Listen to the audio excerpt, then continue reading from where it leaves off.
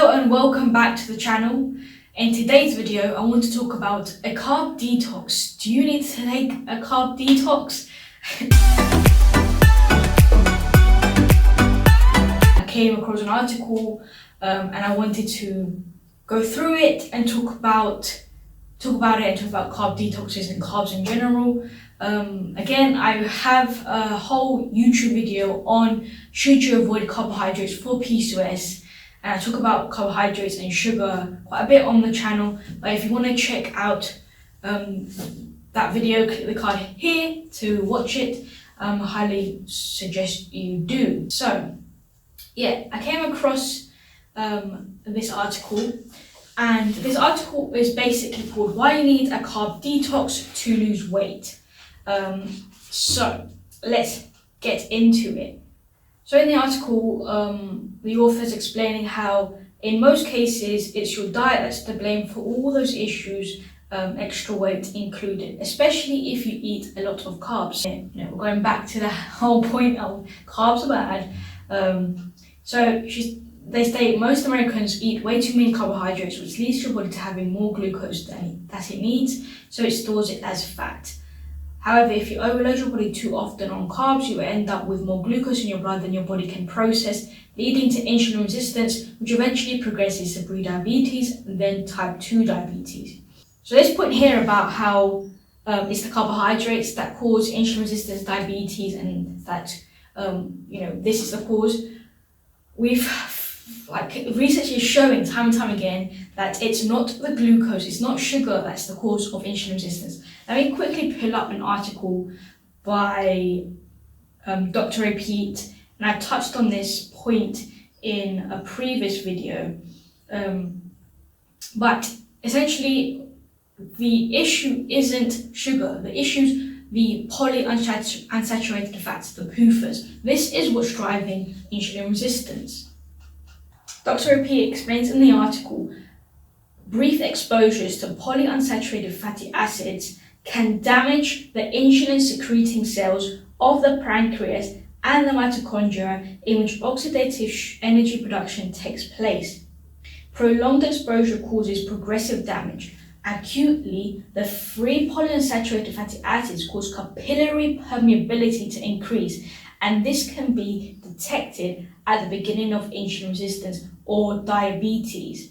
So with insulin resistance, is the inability for the sugar to enter the cell. So why is it not being able to enter the cell? Well, it's the polyunsaturated fatty acids that are blocking the sugar's ability to enter the cell.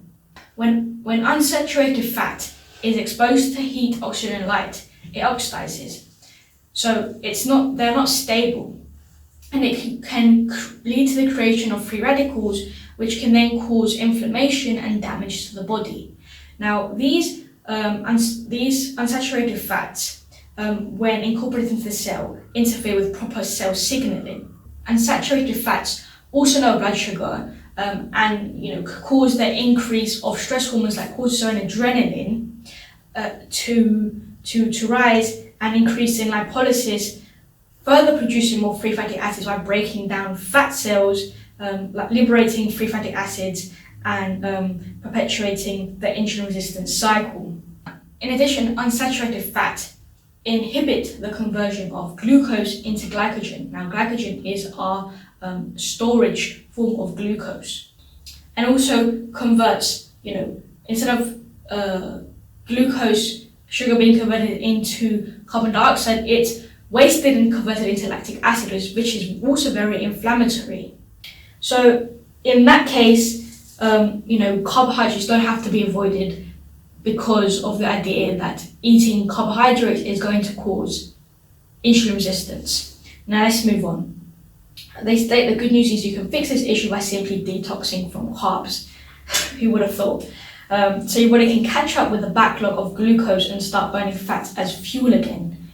So again, this is like I guess it's a keto style glow, which is focusing on going down the route of burning and utilizing fat for energy. A carb detox is especially crucial if you're insulin resistant, as you likely won't be able to lose weight without cutting out carbs, even if you drastically cut your total calorie intake.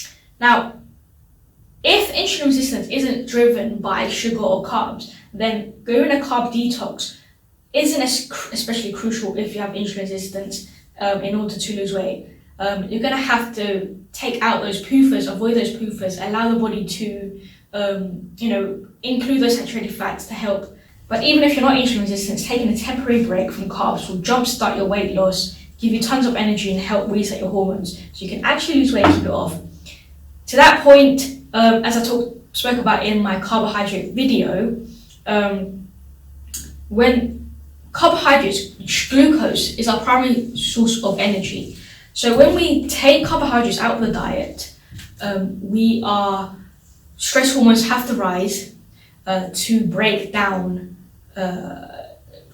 fat cells, to break down muscle, protein, even organs, the thymus, connective tissue, cartilage, to create sugar, and it does this in a process of called gluconeogenesis. Now, gluconeogenesis is very stressful and very inflammatory to the body because, like I said, stress hormones rise to break down fat, protein, muscle. And when we break down fat, we're liberating free fatty acids, which are very inflammatory. We're breaking down muscle. Number one, we don't even want to be breaking down muscle because muscle is more metabolically active than fat. We want to be having muscle. It helps us have a faster metabolism. But also, if we're breaking down muscle, we're also releasing inflammatory amino acids like tryptophan, which is precursor to serotonin. And serotonin isn't a happy hormone, it's very inflammatory and can cause even more stress on the body. So we need glucose for our thyroid because in the liver, glucose is needed to convert T4, which is the inactive thyroid hormone, into T3, the active thyroid hormone. So if we're not having enough glucose, sufficient amount of glucose, we're not creating our thyroid hormones, and without thyroid, metabolism slows down, we don't ovulate, because thyroid is a very, very important organ in the body. So let's go ahead and see, why your body needs a break from carbohydrates then. So the short answer here is that most people eat way too many carbs on a daily basis. But I feel like too many carbohydrates, it depends on the individual, it depends on the activity level, it depends on their metabolism, it depends on, even the quality of the carbohydrates, what type of carbohydrate they're eating, their gut function, their health. So carbohydrates, at least over 100 grams of carbohydrates, I feel is a necessary amount.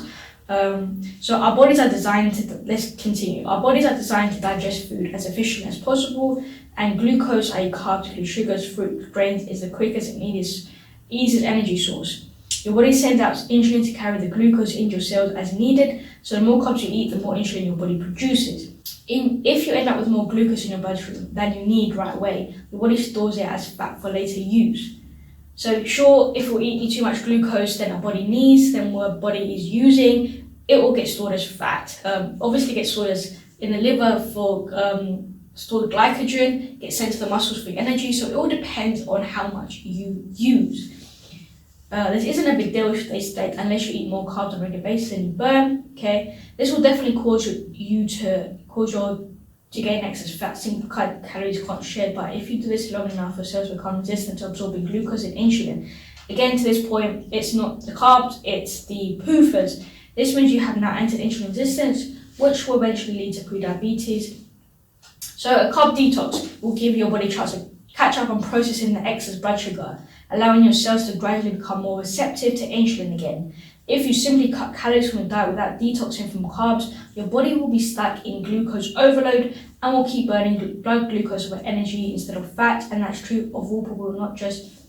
So yeah, this is obviously stating that we need to be burning fat. If you are someone who wants to go down the route of keto, you want to be burning fat, but burning fat isn't the right way to go. When we're burning fat, we are creating toxic byproducts. When we use when sugar is metabolized, oxidized, it doesn't create any toxic byproducts, unlike fat and protein. These are two things we don't want to be oxidizing.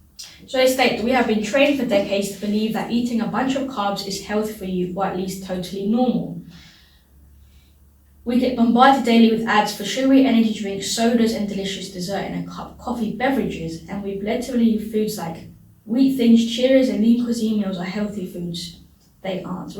So yeah, in the rest of the article, they're just highlighting how a large part of our diet is made up of carbohydrates, and a lot of people are choosing processed foods like these lean cuisines, which are not healthy, yes, and I totally agree, but I feel like a lot of these people that talk about how avoiding carbs is important is that they're linking carbohydrates with these processed, poor quality foods.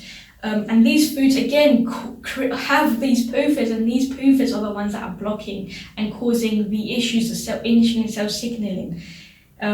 So I feel like we need to stop categorizing these carbohydrates in the same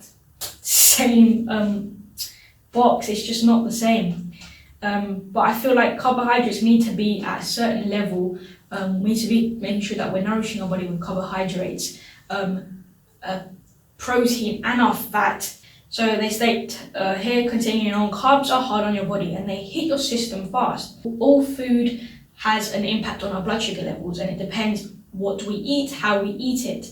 If you're struggling with weight, I'm willing to bet that most of the carbs you're eating are quick carbs like white rice, potatoes, bread, cereals, and other simple or processed foods, rather than complex carbs like sweet potatoes, brown rice, and berries. The worst thing about those delicious simple carbs is that they hit the body with a big dose of glucose in as little as 20 minutes after you eat them, translating to a major blood sugar spike. Complex carbohydrates digest slower and are more gentle in your body, but they still translate to sugar in your body. Now, I spoke about this in my video that I recently uploaded about starchy sugar. I spoke about how the title was about whether rice is making you fat. And in that video, I spoke about how, rice like starches are pure glucose, and they actually have a more significant impact on blood sugar levels and a powerful impact on insulin secretion compared to fructose. See, in the article by Dr. AP, he explains that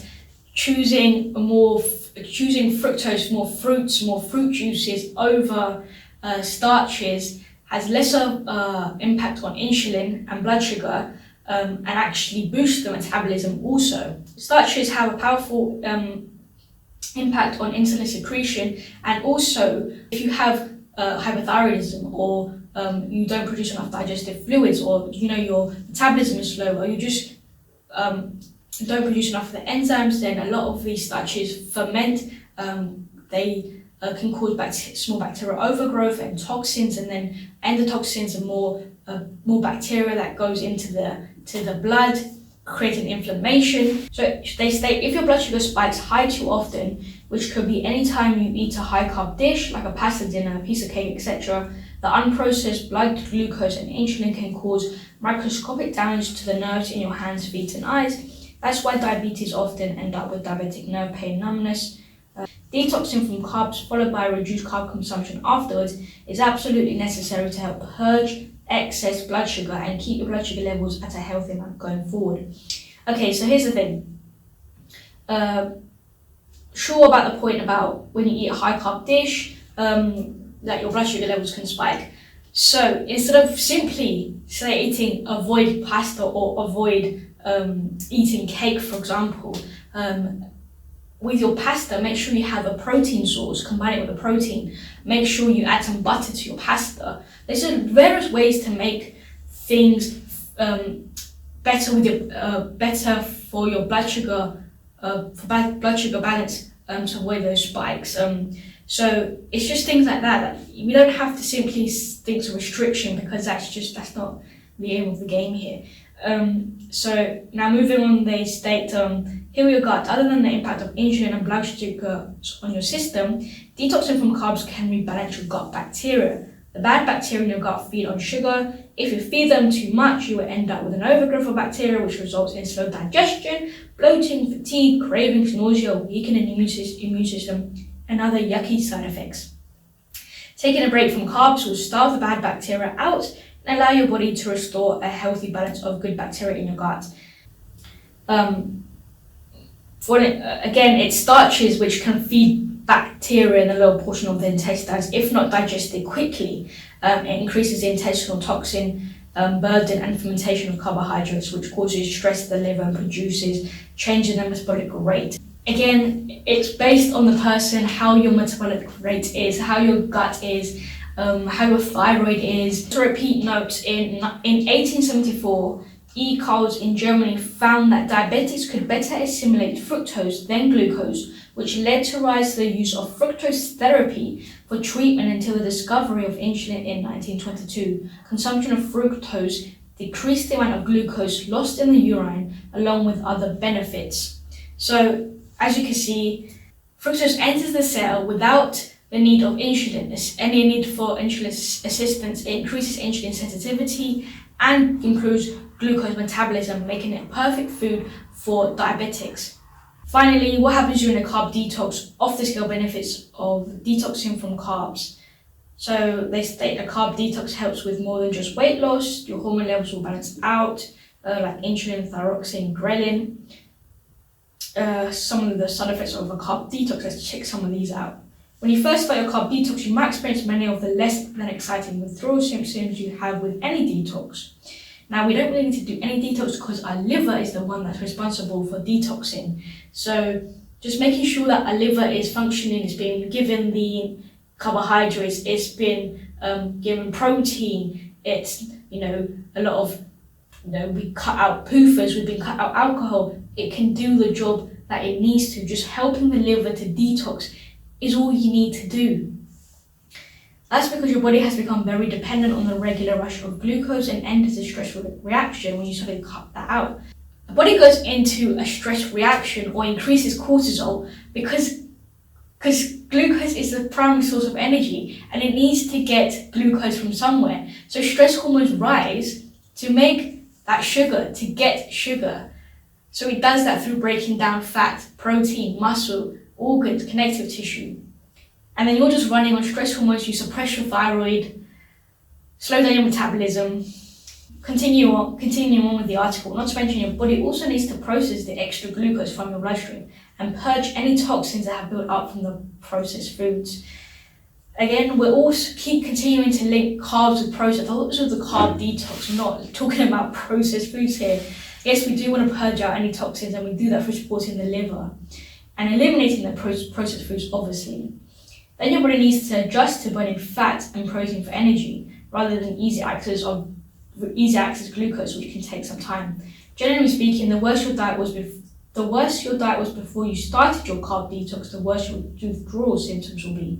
Withdrawal symptoms you experience include headache, nausea, intense cravings, fatigue, mood swings, mild flu-like symptoms. So now at the end, they just state how to do a carbohydrate detox.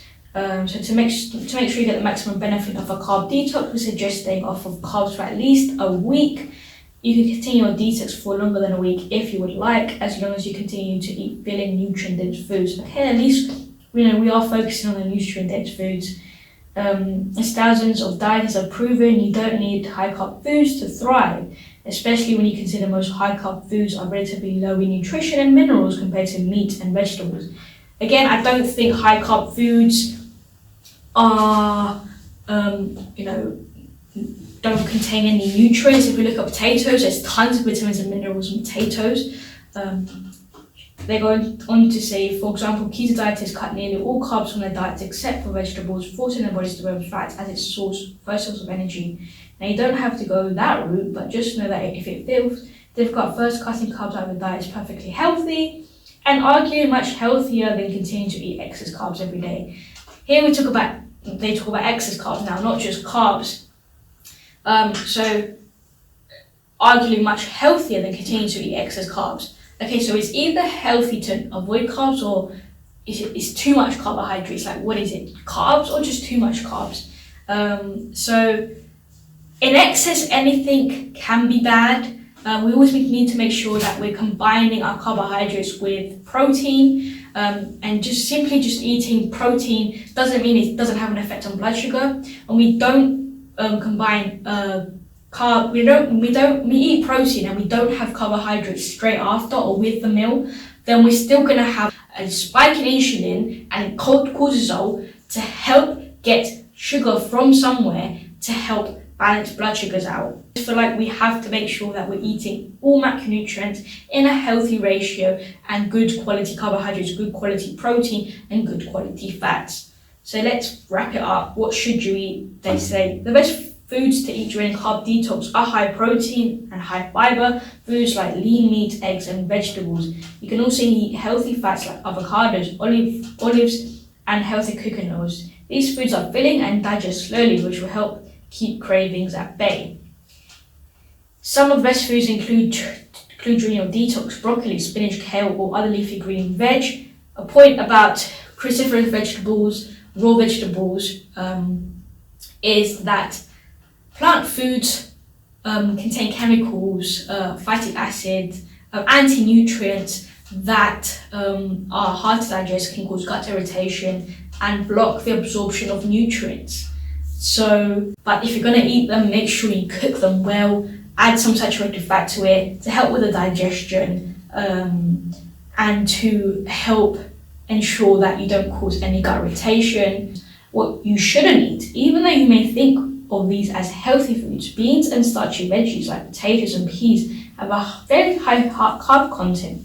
Fruits, sweet potatoes, and quinoa are also higher carb, even though they have lots of extra fiber. For the purpose of a detox, you should stay away from those kinds of foods for the first week at least. You also need to avoid the more obvious foods like grains, breads, and cereals. Foods to avoid during a detox: all fruit except for avocados and olives. So again, I don't think fruit is something that needs to be avoided. Fruits actually, again, like I said, just can enter the cell without the assistance of insulin. So, don't have to avoid that. Bread, rice, and oats, and other grains, starchy veggies and legumes, including potatoes, beans, and peas. Higher carb, fibrous foods like sweet potatoes, quinoa, white rice, brown rice. All processed foods, even if they're labeled as healthy or low carb. Root veggies like carrots and beets have a higher sugar content than other veggies. We suggest trying staying away from these during your carb detox, but some sources suggest the fiber and other compounds found root veggies can actually help remove the excess sugars from your bloodstream. So when it comes to carrots and beetroots, I highly recommend including these in your diet every single day. I've spoken at length about Dr. Ray Peat's raw carrot salad. Carrots have a unique fiber which binds to estrogen and antitoxins and helps to clean out the intestines. After detox, you can't just go back to the way you were eating before. This will quickly undo all of your hard work. You should slowly integrate carbs back in your diet, starting with 1 serving of healthy complex carbs per day, such as a small sweet potato or half a cup of wild brown rice. So I quickly want to point out about sweet potatoes. Everyone thinks they're great, and I think sweet potatoes are awesome, but they have a lot of beta carotene, and beta carotene inhibit thyroid function, so I wouldn't overdo it so much on sweet potatoes. So yeah, and don't focus slowly on complex carbs. If you don't have any issues, that's fine. You can go ahead and have starches, but make sure you're consuming a lot of fructose and your fruit juices, your whole fruits, your honey. But if you're feeling pretty great without eating carbs, feel free to stay off them for as long as you want. Yay! Stay away from carbs if you feel great. If you feel great, you're running off cortisol. You're going to feel great. Obviously, if you're running off cortisol, you're going to heal up. But is running off cortisol for a prolonged period of time good? No, it's not. You're suppressing your thyroid function, you're slowing down your metabolism. You're not doing yourself any favors here. Just make sure you get enough calories and protein from other healthy food sources. Also, you don't need to eat carbs every single day, especially if you want to lose weight quickly. Oh, lose weight quickly, lose weight fast, cookie cutter programs, quick fixes. How we love these words. Lose weight quickly, yeah. We suggest having a serving of carbs on days when you work out, of course, and staying away from them on days when you're more sedentary. I don't think that's the case.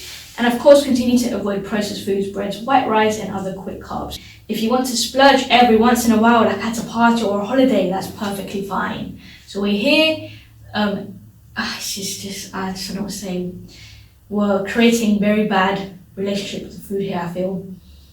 We got quick fixes, we got lose weight fast, we got binges, we got splurges, and it's all perfectly fine. I'm fine.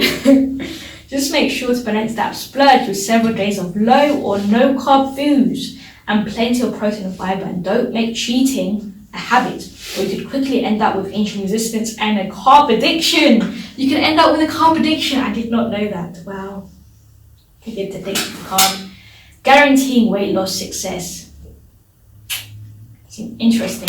So I hope you enjoyed this video. In conclusion, carbohydrates aren't bad. You don't have to go on the carb detox. Carbohydrates are not the driver of insulin resistance or diabetes. If you want to eat carbohydrates, and I highly recommend that you do, don't know why I phrase it like that, if you want to, I highly recommend you do eat carbohydrates. Please watch my carbohydrate video and my sugar video.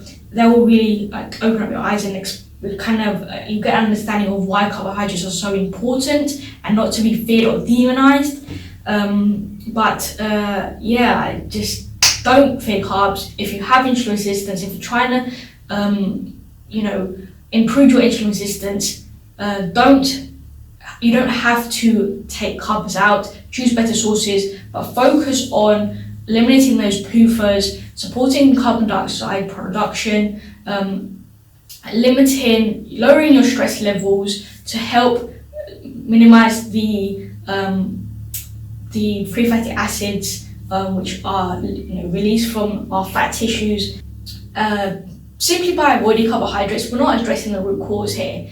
Like I said, address the root cause by eliminating those PUFAs and support, make sure you're balancing blood sugar levels through having balanced meals.